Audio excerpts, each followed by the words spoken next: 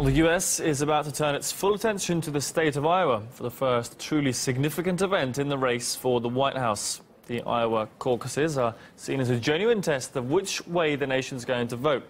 It's thought to weed out the weaker candidates and give momentum to the stronger nominees.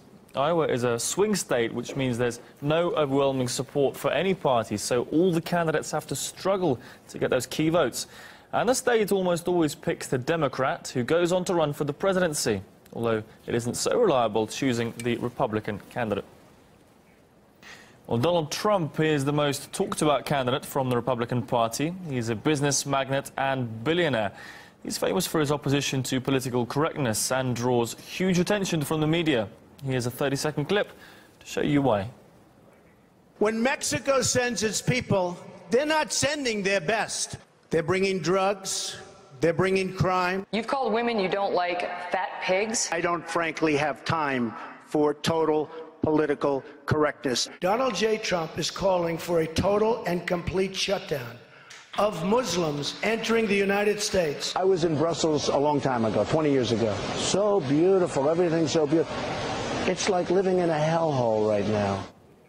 Well, this is Democratic Party hopeful Bernie Sanders. He started as an underdog, but has risen in popularity as an anti-establishment candidate.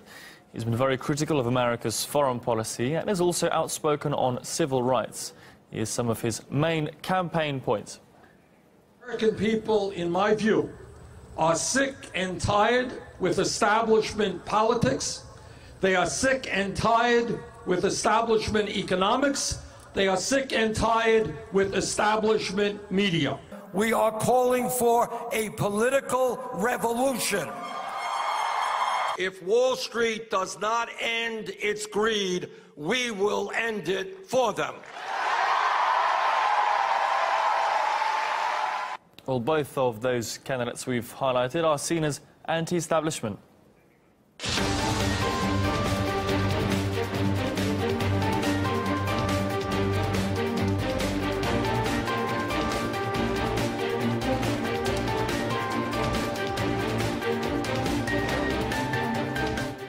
President Obama is on television.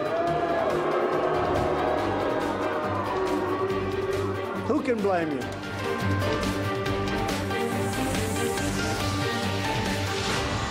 Establishment politicians are the ones who need to cut it out.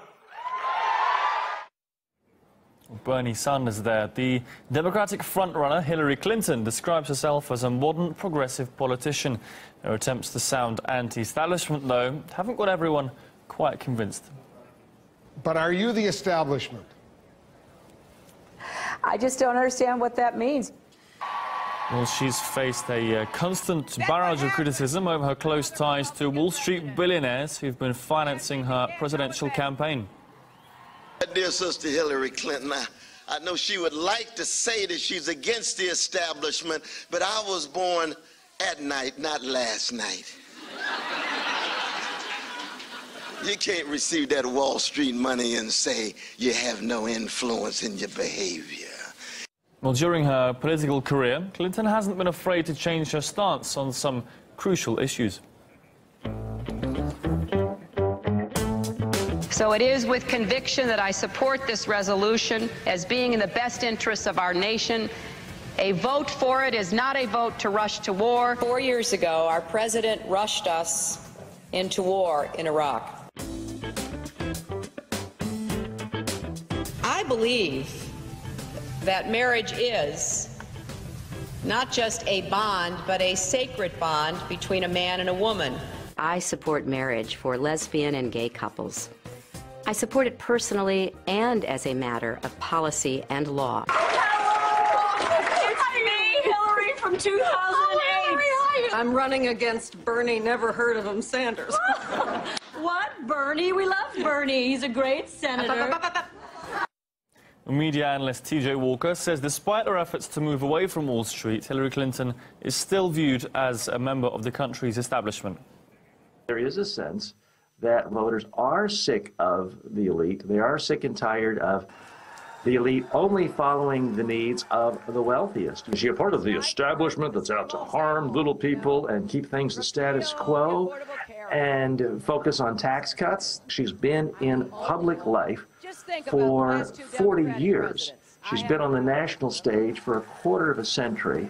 So she can't very well say I'm an anti-establishment or I'm not a part of the establishment. She's been working for mainstream, moderate, occasionally liberal positions her entire life. Well, over to Italy, where the annual Venetian Carnival has attracted crowds of tourists from all around the world. This year, though, things are a little different. They've been told to remove their traditional masks. Find out why exactly just after this short break.